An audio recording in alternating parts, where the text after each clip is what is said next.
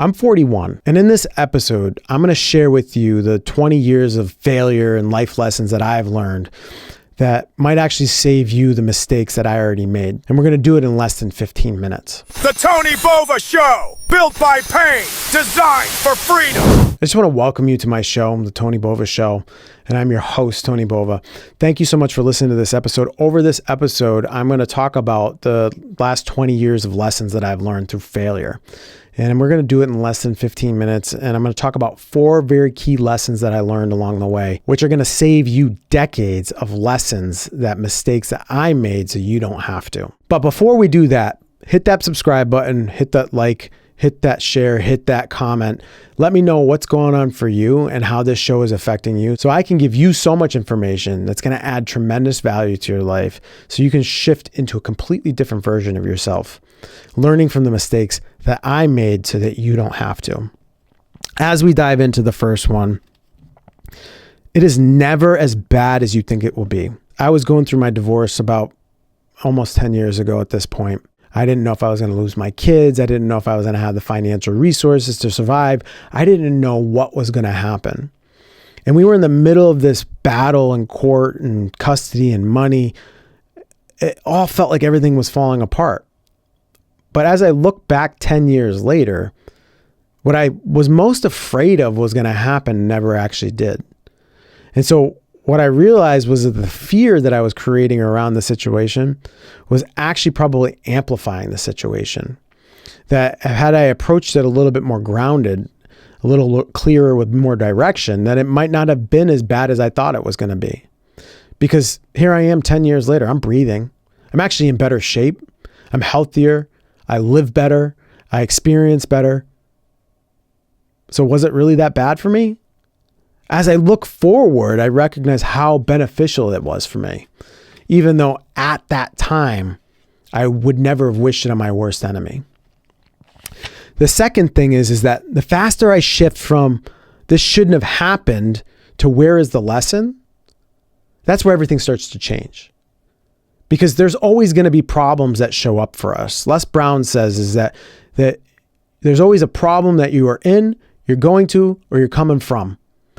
And there's always going to be these problems in life. It doesn't matter if you're making $100,000 a year, $250,000 a year. All of those different price brackets have different problems. The same is true about relationships. At whatever point in your relationship you're at, there's always going to be a different set of problems. You know, it's so often that I hear that people get into these healthy relationships and then all of a sudden they're bored. And that they're not as exciting as the toxic and the back and forth relationships they once had. And they're kind of confused as to why they aren't experiencing the emotions that they thought they were going to experience with their partner. We have to change how you see that in order to really start to move forward in it. You have to start to make challenges not inside the relationship, but outside the relationship that you get to partner with. As we start to shift from this shouldn't be the way it is to where's the lesson for me to learn, then we actually start to find the solutions to shift out of that mindset, to shift out of that situation, to experience something completely different. Now, the third thing was that when I finally got serious about making changes, I needed to find someone ahead of me, and I also had to start to recognize it was going to cost me. Now, this had to be a trustworthy person, but I also realized I had to invest in myself, and that was in financial, that was bandwidth, that was emotionally, and that's with my time. That if I really wanted to make these changes, that the best thing I needed to do was actually invest into me. Now, every amount of money I poured into personal development and growth was never for the other person. I was actually paying them for the development that I needed. They were just helping me shortcut it along the way. And the fastest way to do that is to find somebody that's ahead that you can trust and then start to implement what they're talking about. You see, you don't know what you don't know. And if your subconscious continues to tell you that story that, I'll never be there and I'll never be like this, there's your limit right there. It's super easy to find your limitation because if you say you can't, then you never will. The fourth thing, and probably the most important, is that never quitting is the fastest filter to separating yourself and overcoming from those that are just talking about it. You see, I don't know where I got it, but I'm so grateful for it that I had this never quit mentality.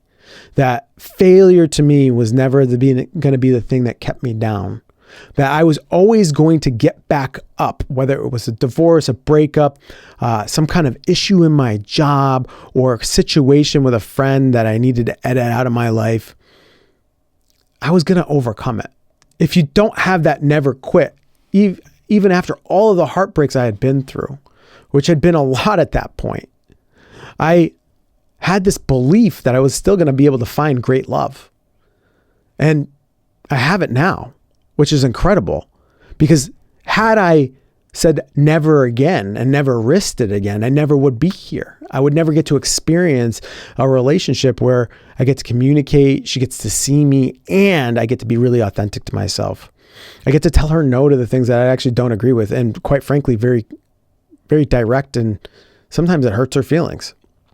But she understands why that's so important for not just her, but me as well. But the only way I could have done that is that if I never quit on myself, and if I never gave myself the space to just fall into that trap of I'm going to just remain here and hide for the rest of my life. Because I did that for about 2 years after my divorce. And let me tell you, that was one of the most shameful, miserable times of my life. That experience was so difficult to even move past. I was hiding because of the shame I experienced for leaving my ex-wife and having a child with another woman. That was unbelievably painful that I didn't even like going to the grocery store any longer. But because I was so unwilling to let that defeat me, because I was willing to overcome that and continue to move forward, that's why I was successful. Because that might be you, that you're stuck in this rut right now. And you just have to remind yourself that you have to get back up and keep moving forward and take action. It doesn't matter what action at this point. Some kind of action is better than nothing. You know, the clients that I work with, I have them start out small because they need to start to build momentum. It's these small little actions that have these big compounding effects afterwards. You can never imagine the version that you get to be 10 years from now if you start to take small actions today. Now, thank you so much for listening to this episode. I appreciate you. And if you got any amount of value out of this, please hit that subscribe button, like, share, or leave me a comment. Because if you're interested in any of the things that I'm saying and you have questions, share them and I'd be happy to talk about them on my show. I appreciate you and becoming the greatest version that I know you're capable of becoming. And I want to remind you that you're built by pain, designed for freedom. Thank you.